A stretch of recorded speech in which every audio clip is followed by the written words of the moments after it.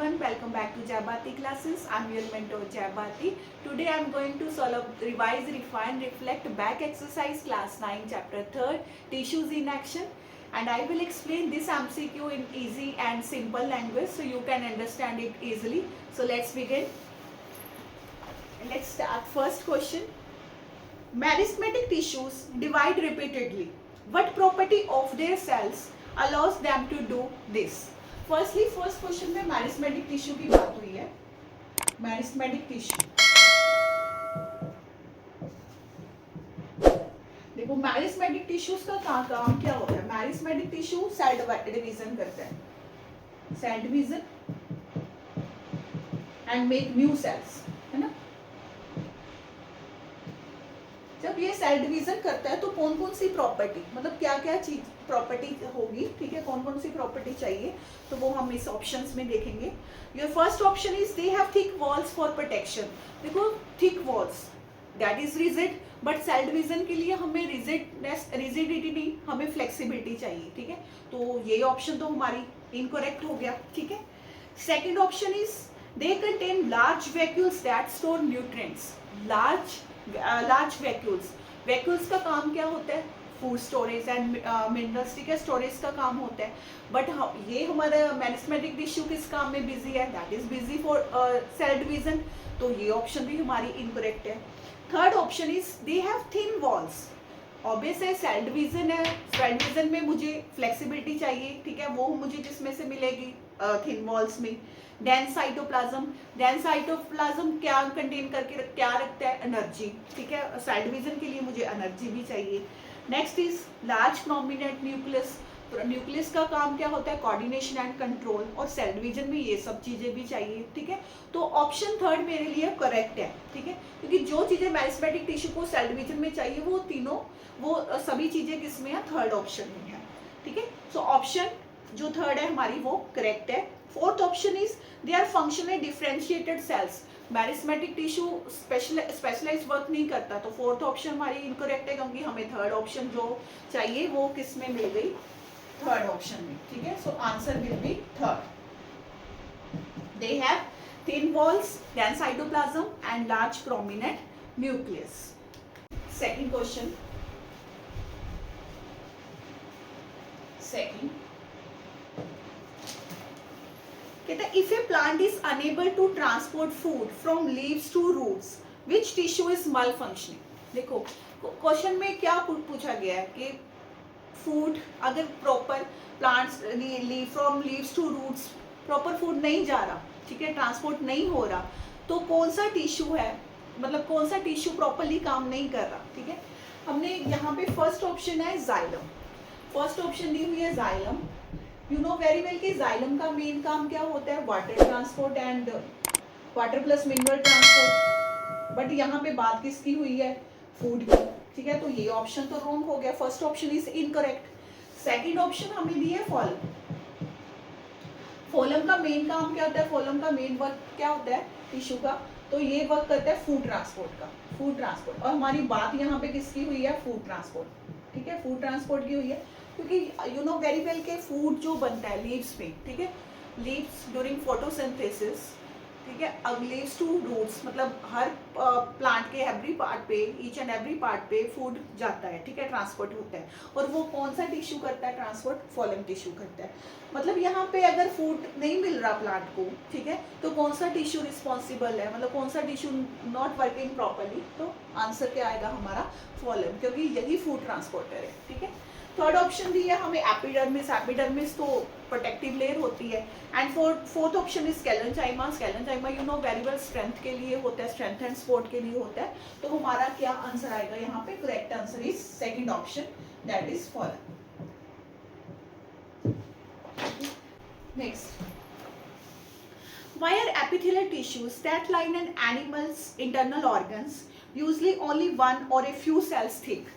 यहाँ पे बात हुई है एपिथेलियल टिश्यूज की. एपिथेलियल टिश्यूज, एपिथेलियल टिश्यूज का मेन वर्क क्या होता है, प्रोटेक्टिव लेयर, ये प्रोटेक्टिव लेयर, ठीक है, एंड ये lining of the internal organs, है।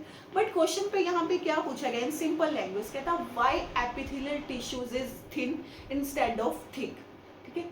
तो ये हमने बताना है। First option is to store food efficiently. Store food के लिए इतना काम तो नहीं है कि स्टोर फूड है, फूड स्टोर करना है हमें, सेल्स की बात हो रही है क्योंकि यहाँ पे तो first question is incorrect. Second option is to provide maximum strength, maximum strength भी नहीं है, यहाँ पे बात की हुई है सेल्स की थिकनेस के बारे में, थिनिंग और थिकनेस की बात हो रही है। Third option is to allow quick exchange of materials across them. देखो मटेरियल्स कौन से materials, like O2 oxygen, CO2 and nutrients, क्योंकि इसकी एक्सचेंजिंग चाहिए, ठीक है। उसके लिए सेल वॉल मुझे क्या चाहिए, थिन चाहिए, ठीक है। तो थर्ड ऑप्शन हमारी क्या होगी, राइट होगी। दैट्स वाई जो हमारा एपिथेलियल टिश्यू है वो थिन है इंस्टेड ऑफ थिक, क्योंकि उसको एक्सचेंजेस मटेरियल को एक्सचेंज करना है। कौन से materials, oxygen, carbon dioxide and waste material, ठीक है, वेस्ट मटेरियल हो गए, ताकि वो क्विकली पास हो सके, ठीक है। इसके लिए मुझे कौन सी वॉल चाहिए, थिन वॉल चाहिए, ठीक है। सो मैं हमारी जो करेक्ट ऑप्शन वो क्या है, हमारी third. Fourth option is to reduce friction. Friction में यहाँ पे फ्रिक्शन की बात नहीं हुई कि जस्ट फ्रिक्शन रिड्यूस करने के लिए, बट हमें यहाँ पे बात हुई है सेल वॉल की, ठीक है। तो हमारा जो थर्ड का जो आंसर होगा वो कौन सा ऑप्शन है, option number third. Now fourth question is you can perform these two jumps. आपके पास बुक में पिक्चर है, ठीक है। Straight leg jump, straight leg jump में क्या है, keep knees and ankle stiff. Normal jump, bend knees and ankles naturally. Question is how did your ankle, knee and hip positions differ between the two jumps, ठीक है। यहाँ पे हमारे पास to jumps हैं, एक तो स्ट्रेट, ठीक है, आपने स्ट्रेट विदाउट बेंडिंग, ठीक है, स्ट्रेट जंप करना है, तो that is very difficult, straight jump करना इट्स वेरी डिफिकल्ट, ठीक है। एक नेचुरल जंप है, हमने प्रॉपर ऐसे बेंड ऐसे, ठीक है, जंप कर लेते हैं, ये इजी होता है, ठीक है। तो हमारे लिए ऑप्शंस में क्या आएगा, option question is how did your ankle, knee and hip positions differ between the two jumps. जो आपकी एंकल और नी की पोजीशन है, स्ट्रेट लेग जंप में इनकी पोजीशन क्या होगी, स्ट्रेट होगी, रिमेन स्ट्रेट। और नॉर्मल जंप में क्या होगी, जंपिंग से पहले ये थोड़ा सा बेंड होएंगे। तो आंसर क्या आएगा, स्ट्रेट लेग जंप,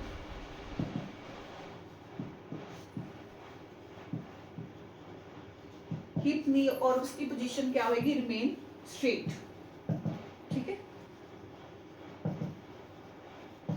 एंड हमारा जो नेक्स्ट है नॉर्मल जंप, नॉर्मल जंप में क्या होगा, दे बेंड, वो बेंड होएंगे थोड़ा सा बिफोर द जंप, ठीक है, before the jump.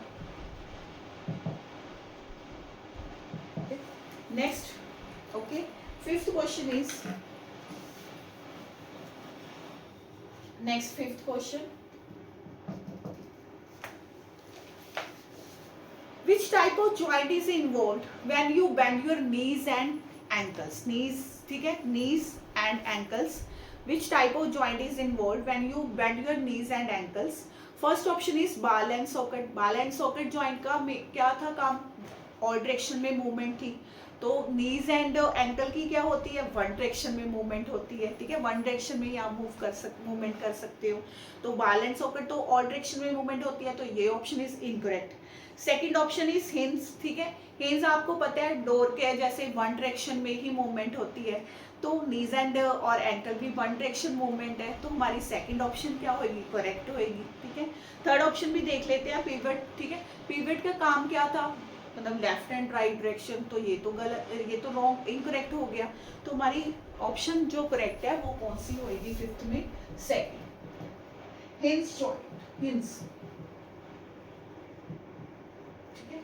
Now sixth question, question is based on assertion and reason। assertion A, epithelium is well suited for gas exchange in the lungs। देखो lungs में जो epithelium in the lungs वो बहुत ज़्यादा thin होता है, ठीक है, वेल सुटेड है वो, ठीक है, फॉर गैस एक्सचेंजर, क्योंकि वो थिन होता है and that is suitable for gas exchanger system. तो assertion इज ट्रू है हमारा। रीजन देखो, कहते हैं it consist of multiple layers of the tall cells that slow down diffusion, ठीक है, multiple layers of tall cells की यहाँ पे जरूरत नहीं है, यहाँ पे एपिथेलियम में वन सेल थिक होता है, ठीक है। देखो मल्टीपल लेयर्स है, thin epithelium, fast diffusion, thick epithelium क्या कर देगा, स्लो डिफ्यूजन कर देगा। सो आर इज फॉल्स हो गया। तो ऑप्शन क्या आएगा हमारा, A is true but R is false हमारे फर्स्ट में, ठीक है। ए में क्या आएगा, option number third. Next B में देखते हैं,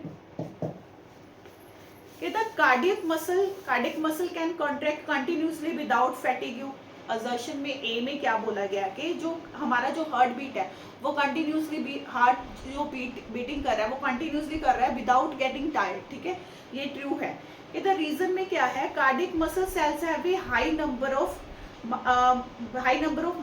mitochondria and an abundant blood supply. Yes, mitochondria का काम क्या होता है, एनर्जी प्रोड्यूस करना, ठीक है, और ब्लड सप्लाई करना। तो इसमें हाई नंबर में होता है तो चाहिए, क्योंकि बिना थके वो काम कर रहा है बीट, ठीक है। उसने day and night full time काम करना है, हार्ट बीट अगर नहीं करेगा तो डेथ, ठीक है। तो हमारा सेकंड रीजन भी ओके है, करेक्ट है। तो अगर दोनों दर्शन एंड रीजन दोनों ओके है तो हमारा कौन सा ऑप्शन आएगा यहाँ पे, first. Both A and R are true but R is the correct explanation of A, क्योंकि उसका काम होता है एनर्जी प्रोड्यूस करना। जितनी एनर्जी ज्यादा प्रोड्यूस होगी उतना ज्यादा वो जल्दी वो उतना ही अच्छे से बीट करेगा, हार्ट बीट होगा, ठीक है। तो हमारा फर्स्ट ये सही है। Now next C, assertion tendons connect bone to bone and allows joint movement। no, tendon का काम क्या होता है, मसल टू बोन जॉइंट, ठीक है, मसल टू बोन का काम होता है, ना कि बोन टू बोन का काम होता है। तो हमारा फर्स्ट assertion तो इनकरेक्ट है। रीजन में क्या देखा है, tendons are made of tough connective tissue that transmits force from muscle to bone. Yes, strong connective tissue से बना हुआ है दैट जो हमारा फोर्स लगता है मसल टू बोन, ठीक है। तो ये हमारा ऑप्शन सही है। हमारा assertion is incorrect and reason is correct. तो कौन सा और यहाँ पे ऑप्शन आएगा हमारा, A is false but R is true. तो ऑप्शन नंबर 4 सी का ऑप्शन नंबर 4। डी कहते हैं in hinge joint movement occurs primary in one plane. Hinge joint का काम क्या होता है, जस्ट वन, हिंज का क्या काम था, ठीक है। हिंज जॉइंट में मैंने आपको बताया था कि वन साइड मूवमेंट होती है, ठीक है, वन साइड मूवमेंट, जैसे नी की और एंकल की। रीजन में ये फर्स्ट सही है, करेक्ट है। Reason the bone ends are shape to allow sliding in all directions. Bone ends are shape to allow sliding. Sliding देखो, स्लाइडिंग जो स्लाइडिंग हैपन्स होती है वो ग्लाइडिंग जॉइंट्स में होती है, मतलब in all direction. But hinge में क्या होती है, वन ही मूवमेंट होती है ना, ऑल डायरेक्शन में मूवमेंट नहीं होती। तो रीजन क्या है हमारा, गलत है। तो ए हमारा जो ए है ट्रू है बट और आर इज फॉल्स। तो हमारा कौन सा ऑप्शन आएगा, ऑप्शन नंबर 3। ये था हमारा 6th question. Now next 7th question, plot a graph between the age of a tree on the x-axis and the diameter of the tree in centimeter along with the number of annual rings formed over time on the y-axis using the data given in the table। ठीक है, in your book एक data graph दिया हुआ है आपको, जिसमें 1 to 6 तक numbering की हुई है, ठीक है। फिर one side age of the teak tree given है, सेकंड रो में डायामीटर एंड थर्ड में एनुअल रिंग्स फॉर्म, ठीक है, फॉर्म्ड है आपके जैसे ही like this. 7th question, serial number 1 2 3 4 5 and 6, ठीक है। Age of the tree,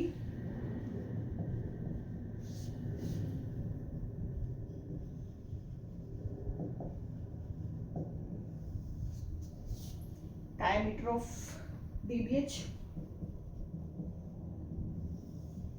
annual rings,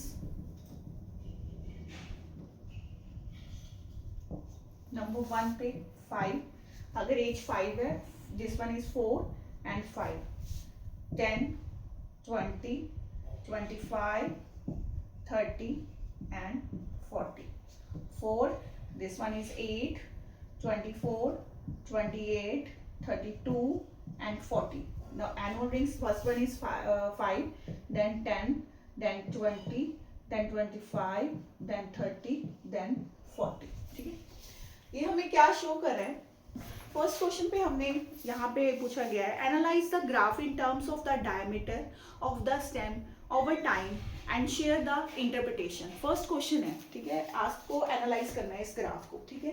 ये एज है, ये डीबीएच डायमीटर मतलब स्टेम ऑफ द डायमीटर, ठीक है, ये एनुअल रिंग्स है। यहाँ पे जब एज 5 ईयर्स है, देखो फर्स्ट नंबर पे, तो हमारा यहाँ पे डीबीएच कितना है 4 है, और एनुअल रिंग्स कितने हैं 5। अब एज बढ़ गई, यहाँ पे 10 होगी एज, तो यहाँ पे क्या हो गया 8, दिस वन इज 8। एंड यहाँ पे एनुअल रिंग्स कितने हो गए, एनुअल रिंग्स भी इंक्रीज हो गए 10 हो गए।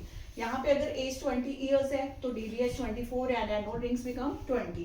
25 तो डीबीएच इंक्रीज हो गया and annual rings also increases 25। तो ये हमें ग्राफ क्या शो कर रहा है, कहता है जैसे जैसे ट्री की एज बढ़ रही है, ठीक है, तो वैसे वैसे स्टेम इंक्रीज और थिक, इसका थिक हो रहा है, ठीक है, स्टेम थिक हो रहा है, तो also annual rings are also increases. तो फर्स्ट क्वेश्चन में हमें यही पूछा गया कि आप ग्राफ को कैसे एनालाइज करते हो।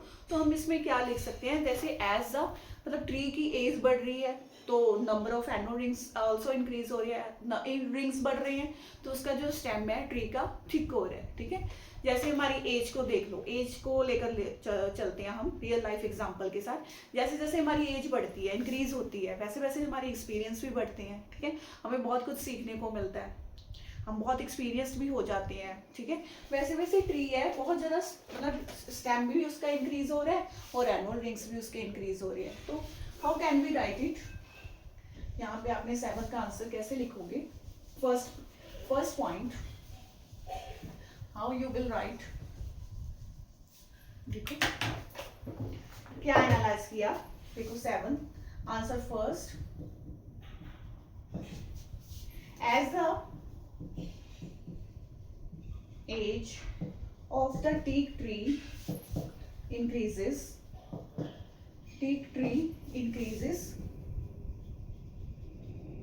देखो जब इंक्रीज हो रही है तो the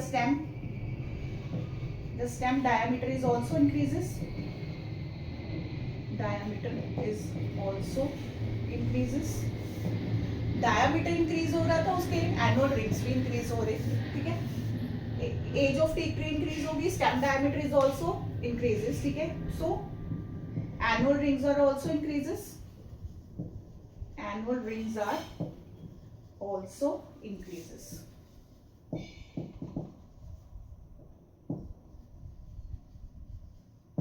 this shows the trees become thicker, ठीक है। ये क्या शो कर रहा है, जो ट्री है हमारा, ट्री बिकम्स थिकर,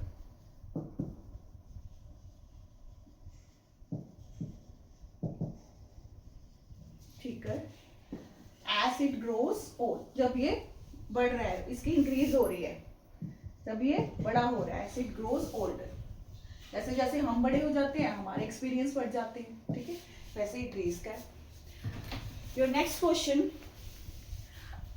इसका next part, what is the relation between the diameter of the teak tree to the annual rings formed. जो एनुअल रिंग्स फॉर्म्ड होते हैं और डायमीटर, इन दोनों के बीच में क्या डिफरेंस है। तो क्या डिफरेंस आएगा, इन दोनों के बीच में डायरेक्ट रिलेशनशिप है, इन दोनों के बीच में क्या है, डायरेक्ट रिलेशनशिप है। कैसे, हाउ यू कैन से कि डायरेक्ट रिलेशनशिप है, इसको एक्सप्लेन करते हैं हम कैसे डायरेक्ट रिलेशनशिप है।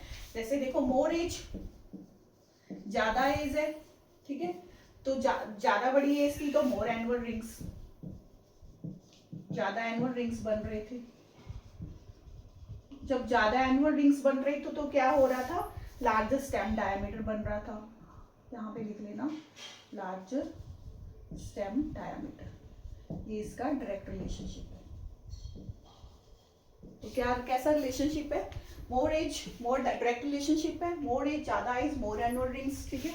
तो एनुअल रिंग्स ज्यादा बन रहे हैं तो हमारा जो डायमीटर स्टेम डायमीटर है वो हमारा थिकर हो रहा है, ठीक है, एज बढ़ने के साथ साथ। Next is which specialised tissue is responsible for the girth of the stem and where it is located. Girth, मैंने आपको मेरिस्टम टिश्यूज के पार्ट्स बताए थे, लेटरल मेरिस्टम, ठीक है, apical meristem.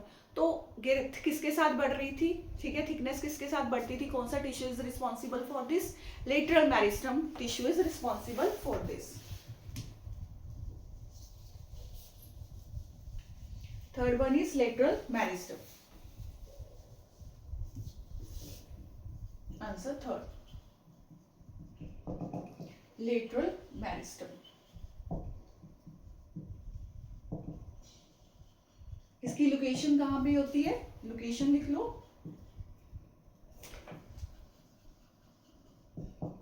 along the side of stem,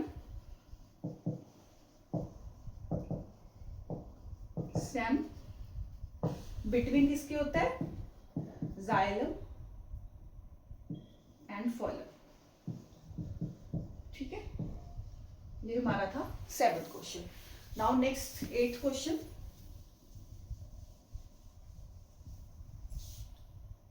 question number 8। हाँ जी, in a forest it was observe that one, यहाँ पे आपको साइड पे फिगर 3.22 पे यहाँ पे फिगर दी हुई है, फिगर 3.2 पे फॉरेस्ट एरिया दिखाया हुआ है। That was one of trees was severely debarked by an elephant. Debarked क्या होता है, जो आउटर कवर होती है ट्री की। Elephant to meet its food requirements, अब एलिफेंट को भूख लगी थी, उसने उसकी ट्री की जो आउटर कवर थी उसको अपनी भूख खाना समझा। As the bark is a rich source of nutrients होता है, ठीक है। Based on your learning answer the following, ठीक है। तो यहाँ पे हमें मतलब क्वेश्चंस पार्ट्स दिए हुए हैं, उसको देखते हैं हम। फर्स्ट इज कहता है which function of the tree is are hampered by debarking. Firstly hampered का मीनिंग समझो क्या होता है। हैम्पर्ड होता है किसी चीज का अफेक्टेड, मतलब डिस्टर्ब करना किसी चीज को, ठीक है। बाय डिबार्किंग कहता है कौन सा फंक्शन यहाँ पे डिस्टर्ब हुआ बार्किंग की वजह से, ठीक है। आपको पता है जो बार्क है उसमें क्या होता है, बार्क पे क्या लेता है वो, फॉलम, फूड ट्रांसपोर्ट, ठीक है। फूड ट्रांसपोर्ट लिख लेते हैं हम, और फूड ट्रांसपोर्टर कौन था, फॉलम। तो कौन सा फंक्शन यहाँ पे अफेक्ट हुआ, कौन सा फंक्शन यहाँ पे अफेक्ट हुआ, फूड ट्रांसपोर्ट फंक्शन अफेक्ट हुआ, क्योंकि उस पे यही होता है बार्क में, ठीक है। फॉलम टिश्यू होता है, तो उससे एंड फॉलम टिश्यू का काम क्या होता है, फूड ट्रांसपोर्ट का काम होता है, ठीक है। तो उससे वो फंक्शन अफेक्ट हुआ। Next question, which plant tissue would be affected by further damage to the tree trunk even after debarking, ठीक है। मतलब आफ्टर डीबार्किंग के बाद कहता ट्री ट्रंक जो बिलो पे होता है, ठीक है। मतलब जस्ट बीनीथ द बार्क, ठीक है। तो उस वहां पे जस्ट बीनीथ द बार्क में क्या होता है, इट मतलब डैमेज कर देता है ट्री को, but can not increase the thickness, ठीक है। ट्री को डैमेज कर देता पूरा जी। अब इसमें कौन सा टिश्यू होता है, आपको बताया था थिकनेस हो गया। थिकनेस के लिए कौन सा टिश्यू रिस्पॉन्सिबल है ट्री की थिकनेस के लिए, लेटरल मेरिस्टम। तो कौन सा टिश्यू यहाँ पे आंसर 2 में लिखेंगे, ये फर्स्ट था, ठीक है। आंसर 2 में आएगा हमारा lateral meristem.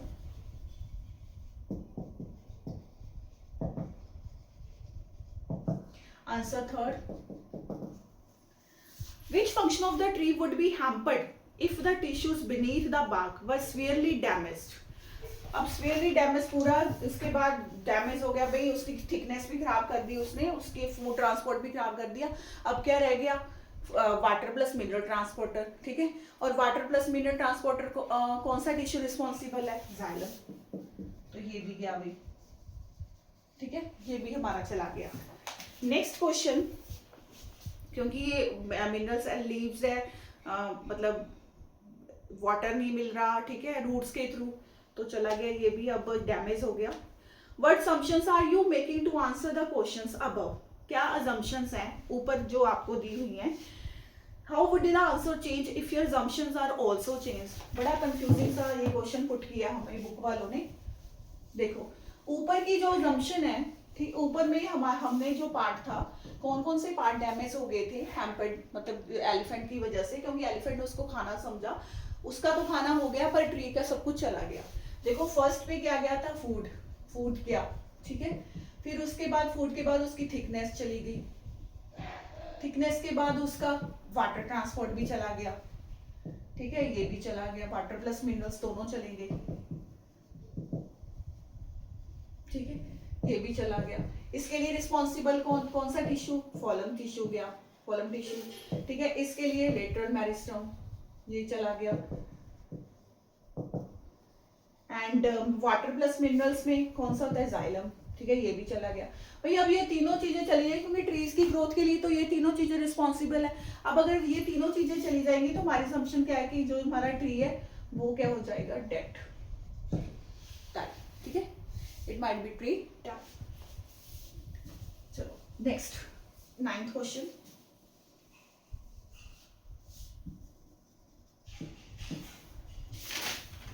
Next 9th question. Keda Amarpali observed that a young mango saplings ठीक है, जो यंग प्लांट होता है। Stem bends flexible during monsoon winds and does not break. Amrapali ने ऑब्जर्व किया जो यंग मैंगो है, ठीक है, उसका जो यंग मैंगो ट्री है, उसका जो स्टेम है वो फ्लेक्स बेंड हो जाता है पर वो टूटता नहीं है ड्यूरिंग मानसून विंड्स के टाइम। मानसून विंड्स तेज बारिश के टाइम भी कहता वो टूटता नहीं है एंड डज नॉट ब्रेक, ठीक है। Which tissue is responsible for this flexibility, मैंने आपको करवाया हुआ है चैप्टर में कि फ्लेक्सिबिलिटी, ट्रीज की फ्लेक्सिबिलिटी के लिए कौन सा टिश्यू रिस्पॉन्सिबल है, कौन सा टिश्यू रिस्पॉन्सिबल है हमारा, कॉलेंचाइमा, ठीक है। ये this tissue is responsible for the flexibility, ठीक है, कॉलेंचाइमा। ये क्योंकि कॉलेंचाइमा की वजह से जो हमारा ट्री है फ्लेक्सिबल रहता है, वो ब्रेक नहीं होता, चाहे वो मानसून आ जाए फिर भी ब्रेक नहीं होता, ठीक है, क्योंकि ये ट्री रिस्पॉन्सिबल है। फिर उसके बाद नेक्स्ट उन्होंने बोला है which tissue is responsible for the, वो हमारा हो गया क्वेश्चन आंसर। कहता प्रेडिक्ट एंड प्रोवाइड, प्रेडिक्शन करो and provide your explanation also of the impact if the existing tissue was replaced by sclerenchyma, sorry, ठीक है। अगर इसकी रिप्लेस में, इसकी प्लेस में हम कौन सा टिश्यू लिख दें, स्केलेंचाइमा, SCLEREN, स्केलेंचाइमा, ठीक है। अगर इसकी प्लेस में हम ये मतलब लिख दें स्केलेंचाइमा तो क्या होगा, ठीक है। यू नो वेरी वेल कि स्केलेंचाइमा क्या है, ये तो इसको फ्लेक्सिबिलिटी प्रोवाइड करता है, ठीक है, सॉफ्ट एंड फ्लेक्सिबिलिटी प्रोवाइड करता है, पर ये टिश्यू को क्या बना, ये ट्री को क्या बना देता है, इससे ट्री बिकम हार्ड, इससे वो हार्ड हो जाता है, ठीक है, एंड लेस फ्लेक्सिबल हो जाता है, फ्लेक्सिबल। अब ट्री हार्ड तो हो गया है बट उसकी फ्लेक्सिबिलिटी कम होगी, अब फ्लेक्सिबिलिटी कम हो जाएगी तो वो ब्रेक हो जाएगा, इजिली ब्रेक हो जाएगा, ठीक है। तो हमारा तो भाई ट्री ब्रेक हो जाएगा तो कोई फायदा ही नहीं है, ठीक है। तो भाई किसको रहने दो, कॉलेंचाइमा को ही रहने दो, क्योंकि उससे वो जो हमारा मानसून विंड्स आ जाए वो उसमें फ्लेक्सिबिलिटी होती है तो वो उसको ब्रेक होना, मतलब ब्रेक नहीं होता, जस्ट बेंड हो जाते हैं, ठीक है। ये था हमारा next 9th question. Now next 10th। Now,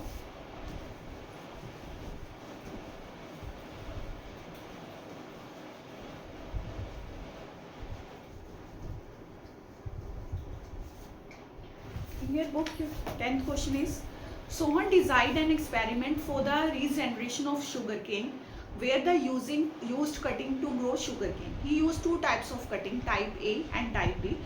In your book, there is a figure 3.23, ठीक है, and type A and type B, two यहाँ पे figures हैं। After a few weeks, type B cutting sprouted and developed into a sugarcane plants, and whereas the type A cutting did not sprout. There is a two types of picture, type A, ठीक है, A and type B। यहाँ sugarcane है, ठीक है।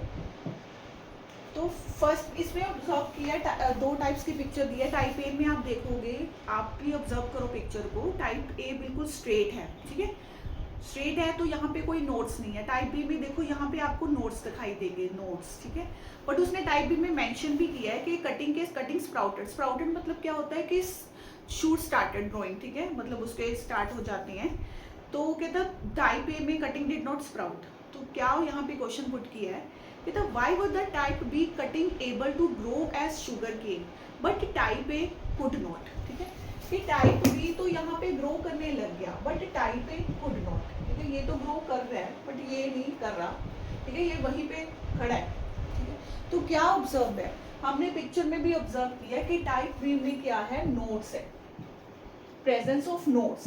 इसमें first question में हम क्या अब एक्सप्लेन करेंगे, यहाँ पे टाइप बी में जो 10th हमारा क्वेश्चन है इसका फर्स्ट पार्ट में कि टाइप बी में प्रेजेंस ऑफ नोट्स है, ठीक है। यू नो वेरी वेल कि नोट्स कहाँ पे प्रेजेंट होती है, इंटरकैलरी मेरिस्टम, ठीक है, जो आपको मैंने चैप्टर में भी रीड करवाया है, intercalary meristem.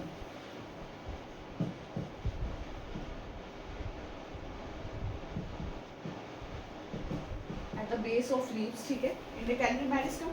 You know very well कि इंटरकैलरी मेरिस्टम किसकी टाइप्स है, मेरिस्टमैटिक टिश्यूज की। जो इंटरकैलरी मेरिस्टम है ये किसकी टाइप्स है, मेरिस्टमैटिक टिश्यू की। एंड मेरिस्टेमेटिक टिश्यू किसके लिए रिस्पॉन्सिबल होता है? Make new cells and divide cells, ठीक है, और न्यू सेल्स बनाता है। ऑब्वियसली जब न्यू सेल्स बनाएगा, डिवाइड सेल्स को डिवाइड करेगा, तो उसकी क्या होएगी? ग्रोथ होगी। कटिंग के बाद भी क्या होएगी? ग्रो होएगा, ठीक है। तो क्या रीजन है? प्रेजेंस ऑफ नोड्स, ठीक है। नेक्स्ट सेकंड पार्ट इज कि the what difference was present in type B compare to type A. अब इस फर्स्ट पार्ट में तो बता दिया कि प्रेजेंस ऑफ नोड्स, क्योंकि इंटरकैलरी मेरिस्टम है और इंटरकैलरी मेरिस्टम किसकी टाइप है? मेरिस्टेमेटिक टिश्यू की। और मेरिस्टेमेटिक टिश्यू का काम क्या है? Divide, make new cells and divide cells, cell division का। और सेकंड में दोनों में कहता क्या डिफरेंस है? यही डिफरेंस है कि टाइप ए में तो नो नोड, ठीक है, टाइप ए में तो absence of nodes, type B में क्या है? Presence of nodes. तो यही दोनों में डिफरेंस है। How you will write in the answer? Type A presence absence of nodes and type B presence of nodes, ठीक है। Now third part, what observation or measurement was made to determine whether this change had an effect? कहता क्या affect हुआ है, ठीक है। अगर जो आपने चेंजेस है, दोनों में चेंजेस है, मतलब उससे कहता क्या अफेक्ट हुआ है, मतलब दो टाइप बी में और टाइप ए में, ठीक है, दोनों में क्या चेंज हुआ, क्या अफेक्ट पड़ा है कि भाई इसके कटिंग के बाद भी इसकी क्या होने लगी? ग्रो होने लगी। आफ्टर कटिंग भी ये क्या कर रहा है? ग्रो कर रहा है, ग्रोइंग। और ग्रोइंग किसकी वजह से? नोड्स की वजह से। और टाइप ए है नॉट ग्रोइंग, ठीक है, ये आंसर आएगा, type A is not growing. Fourth part कहता व्हाट, मतलब what parameters should be kept the same for both types of cuttings to ensure a fair comparison. कहता हमने दोनों को सेम टाइप का पैरामीटर यूज किया था, सेम टाइप का पैरामीटर यूज किया था। यहाँ पे पैरामीटर्स का मतलब क्या है कि तुमने उसको मतलब सॉइल, वाटर, दोनों को वाटर, सनलाइट, प्रॉपर टेम्परेचर दिया, ठीक है, फिर भी कहता प्रॉपर टेम्परेचर मिला, फिर भी कहता टाइप बी की ग्रोथ हुई और टाइप बी की ग्रोथ नहीं हुई। ये सब तो तुमने पैरामीटर यूज किया है, इक्वली यूज किया, ठीक है। बट यहाँ पे कमी किस चीज की थी? प्रेजेंस और एब्सेंस ऑफ नोड्स, ठीक है। यहाँ पे कमी थी, मतलब दे शुड प्रेजेंस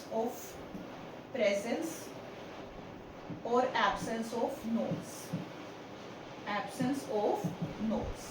इन दोनों की यहाँ पे कमी थी, इनकी कमी थी, जस्ट दोनों की नहीं, मतलब नोड्स की कमी थी। टाइप बी में नोड्स था और टाइप ए में नोड्स नहीं था, दैट्स वाई वो ग्रो कर रहा था बी, ठीक है, एंड टाइप ए वहीं पे खड़ा था। Okay, now next 11th question.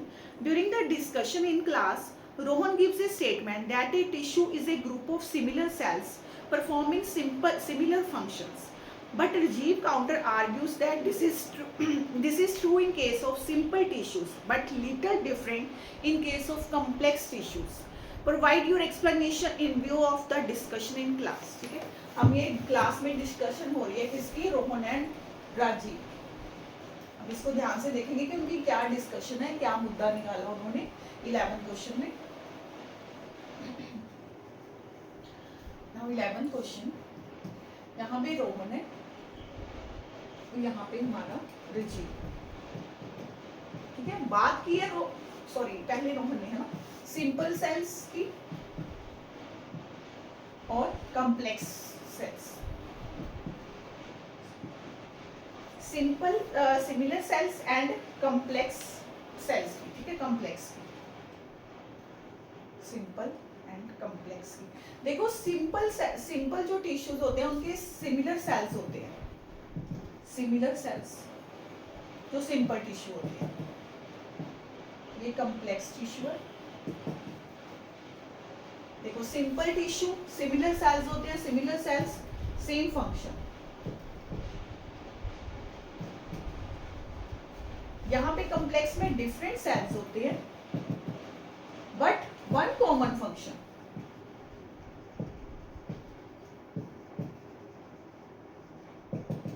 Rohan कहता कि simple cells similar functions role play करते हैं। वो कहता कि ठीक है, तेरी बात सही है कि simple tissues are similar cells और सेम फंक्शन। ठीक है, यहाँ पे हम एग्जांपल लेते हैं किसकी, कॉलेंचाइमा और कॉलेंचाइमा जैसे, ठीक है, और स्केलेंचाइमा, ये हो गया। पैरेंकिमा ऑल्सो स्केलेंचाइमा और पैरेंकिमा, ये एग्जांपल ले लेते हैं। पैरेंकिमा, देखो पैरेंकिमा का काम क्या होता है, स्टोरेज का काम होता है। कॉलेंचाइमा का काम क्या होता है, कॉलेंचाइमा का काम क्या होता है, फ्लेक्सिबिलिटी देना। और स्केलेंचाइमा का काम क्या होता है, सपोर्ट देना, हार्ड होता है, ठीक है, सपोर्ट देना। तो ये सेम फंक्शन कर रहे हैं, ठीक है, कोई स्ट्रेंथ दे रहा है, कोई स्टोरेज स्टोर कर रहा है, कोई मतलब फ्लेक्सिबिलिटी दे रहा है। यहाँ पे डिफरेंट डिफरेंट सेल्स हैं, जैसे हमने जाइलम और फॉलम में पढ़ा हुआ है, जाइलम एंड फॉलम, ठीक है। देखो जाइलम के आगे पार्ट्स है, फॉलम के आगे पार्ट्स हैं, लाइक वेसल्स है, इसके डिफरेंट डिफरेंट सेल्स है। वेसल्स हो गया, और ये हमारा फाइबर्स हो गया, ट्रैकियार्ड्स हो गया, ठीक है। पर वन कॉमन फंक्शन, चाहे इसके डिफरेंट सेल्स हैं पर इनका एक ही काम है। क्या काम है इनका, वाटर ट्रांसपोर्ट का।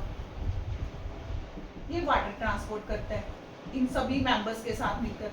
ये इसके सारे मेंबर्स है, इसके सारे बॉडीगार्ड्स हैं, और ये सारे मिलकर एक ही काम करते हैं। कौन सा काम करते हैं, वाटर ट्रांसपोर्ट का। डिफरेंट सेल्स है पर काम एक कर रही हैं, ठीक है। फॉलम में क्या होता है, इसका काम क्या होता है, फूड डिलीवरी का। इसके जो कंपेनियन है, कंपेनियन सेव ट्यूब्स, ठीक है, एंड पैरेंकिमा, ठीक है, ये सारा काम था इसका। फाइबर्स ऑल्सो, ये सारे मिलकर काम क्या करते हैं, फूड ट्रांसपोर्ट का काम करते हैं। ये इनके साथ मिलकर फूड ट्रांसपोर्ट, ये भी डिफरेंट सेल्स है इसके, पर काम क्या है इनका, एक ही कॉमन काम है, कॉमन फंक्शन, वो क्या है उसका, फूड का। इसके सारे एक ही डिफरेंट सेल्स है पर सारे एक ही काम मिलकर कर रहे हैं, किसका, वाटर ट्रांसपोर्ट का। ओके, दोनों अपनी अपनी जगह पे सही है कि रोहन भी ठीक है कहता, पर ये कम्प्लेक्स टिश्यू पे अप्लाई नहीं होता जो आपने सॉरी राजीव ने कहता कम्प्लेक्स टिश्यू में ये अप्लाई नहीं होता जो रोहन ने बोला है, ठीक है। Now next 12th question, coconut husk fibers are used for mats which are tough and fibers. Which tissue has structural features suitable for providing this strength? Explain why living parenchyma could not serve the same purpose. ठीक है, ये है हमारा 12th question.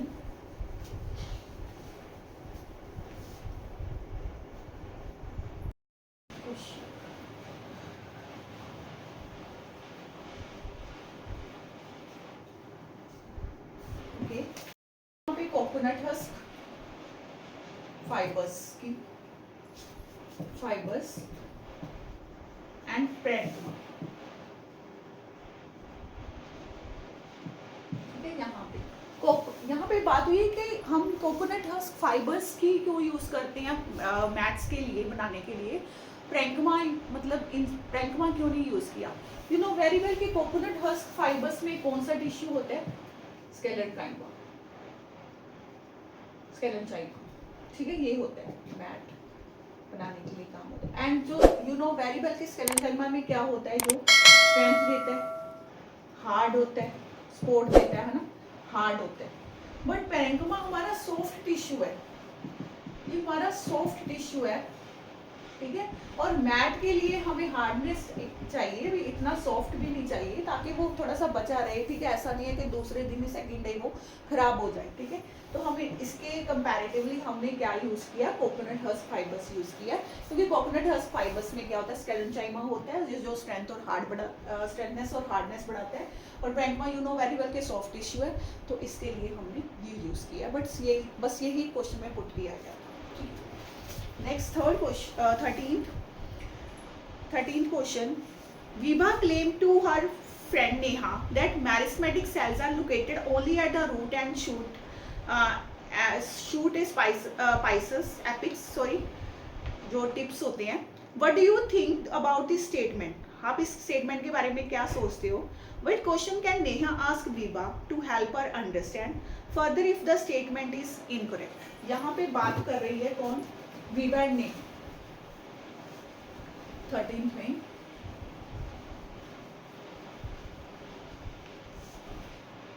13 question में विभा की बात है और नेहा नेहा कहती है जो तुम्हारी स्टेटमेंट है ना जो इनकरेक्ट है, ठीक है, बात हुई है दोनों की, क्योंकि विभा ने क्या बोला, क्लेम किया कि meristematic cells are located only at root and shoot space, ठीक है। यू नो यहाँ पे इसने बोला कि तुम्हारी जो स्टेटमेंट है ना वो इनकरेक्ट है, इनकरेक्ट। क्यों भाई इनकरेक्ट क्यों है? यहाँ पे बात विभा ने किसकी की, मैरिस्मेटिक टिश्यू की।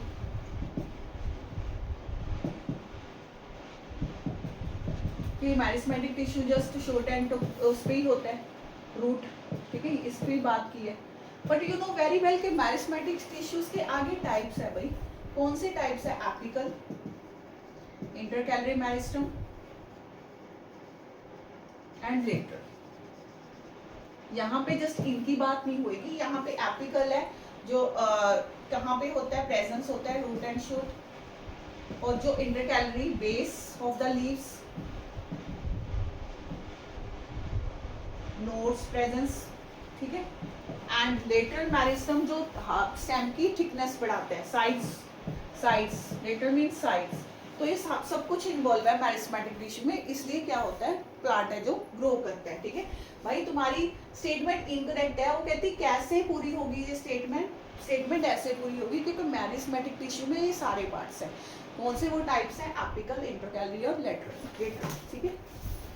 Next 14th question, a plant cell and animal cell are of the same size, which cell have a larger vacuole, give reasons. Second question, what assumptions are you making to answer the question above? देखो simple question है बिल्कुल। 14th,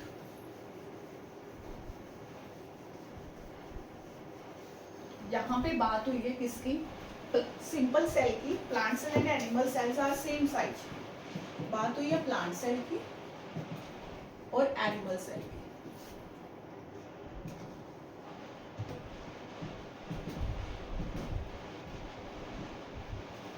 but कहता इसने question क्या put किया first में, big cell have a larger vacuole, ठीक है, लार्जर वैक्यूल, लार्जर। देखो वैक्यूल काम क्या काम होता है, एक सैक का काम करता है, मतलब जिसमें स्टोर करता है क्या, स्टोर वाटर एंड मिनरल्स, ठीक है, ये स्टोर करता है। और लार्जर वैक्यूल किसमें होता है, प्लांट सेल में होता है, इनमें ज्यादा पावर होती है वाटर स्टोरेज की, food storage and mineral storage, ठीक है, वाटर। तो इसकी कौन सा किसमें लार्जर सेल होता है, प्लांट सेल में, ठीक है। नेक्स्ट है, what assumptions are you making to answer the question work. भाई यहाँ पे सिंपल की बात हुई है, कम्प्लेक्स की बात, नॉर्मल सेल्स की बात हुई है, सिंपल की, ठीक है। यहाँ पे कम्प्लेक्स की बात नहीं हुई, तो ये नॉर्मल की बात हुई है। तो नॉर्मल में हमें जो पूछा था कि किसमें लार्जर वैक्यूल है, देन वी कैन से कि ओनली प्लांट सेल में लार्जर वैक्यूल है, ठीक है। Next 15th